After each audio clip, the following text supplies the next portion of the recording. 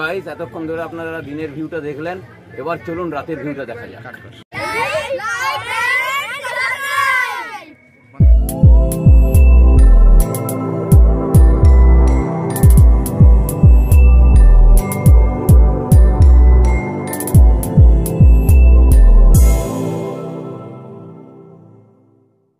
Hello guys, তো তোমাদের সঙ্গে দেখা হয়েছিল আগের ব্লগটি ছিল সরস্বতী পুজোর প্রিপারেশন নিয়ে। তোমাদের বলেইছিলাম আমাদের পাড়ার সরস্বতী পুজো, তো তারই প্রিপারেশন আমরা করেছিলাম।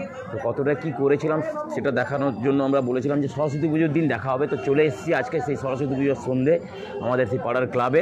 তো আজকে তোমাদের সেটাই দেখাবো। আমরা সেই থিমটার ব্যাপারে যে ইন্ট্রোডাকশন তোমাদের দিয়েছিলাম সেটা আজকে তোমাদের কাছে তুলে ধরবো, সেটাই দেখাবো। সেই পরিকল্পনা যেটা ছিল আমাদের সেটাই আজকে তোমাদের কাছে তুলে ধরবো।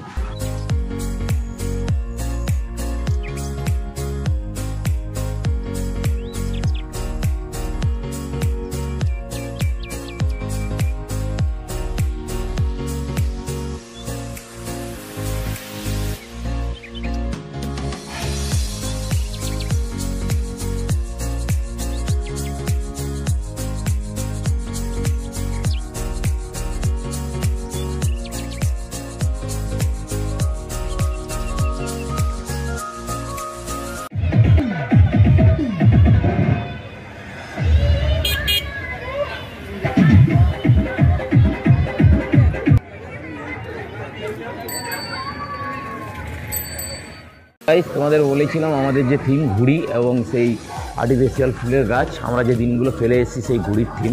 তো এখানে দেখতেই পাচ্ছ সেই ঘড়ি দিয়ে আমরা সাজিয়েছি এবং আর্টিফিশিয়াল ফুলের গাছ আছে, সূর্যমুখীর গাছ। তো এদিকে আসো, এখানে বিভিন্ন রকমের ঘড়ি দিয়ে থিম দিয়ে আমরা থিমটাকে তুলে ধরার চেষ্টা করেছি, বিভিন্ন প্রকার ঘড়ি দিয়ে। এবং সেই গাছের মধ্যে যে ফেলে আসা দিনগুলো আমরা ঘড়ি উড়াতাম, বেসিক্যালি সেই থিমটাই এখানে ঘুড়ি ওড়ানোর যে মজা একটা আমরা পাই বা সেই যে দিনগুলো কাটিয়ে এসেছি, মজা করে এসেছি, সেই থিমটাই তুলে ধরেছি। তো আমি বলবো দেখানোর জন্য প্রত্যেকটা ব্লগ। আমি নতুন একটা চিন্তাভাবনা নিয়ে এসেছি, এই ফ্ল্যাগ 3টে ফ্ল্যাগ দিয়েছি এবং সেই ফ্ল্যাগেও আমরা কয়েকটা ঘড়ি দিয়ে একটা ছোট্ট ব্লগ তৈরি করেছি। আর এই তো একটাই ব্লগ আছে, এটাই আমাদের লাস্ট ব্লগ ঘড়ির পাঠশালা। এবং সেই পাঠশালাতে মায়ের আরাধনা কীভাবে হচ্ছিল, সেই আরাধনা তখনকার যে মায়ের যে সেই সাবেকি আনা সেই ফটো, সেই চিত্র এখানে আমরা দিয়েছি। এবং এই যে বলেছিলাম গ্রাম এবং ঐতিহাসিক চিত্রকলা, সেটাও তুলে ধরার চেষ্টা করেছি। এদিকে বলবো সেম ছবি আমরা এইখানেও দিয়েছি।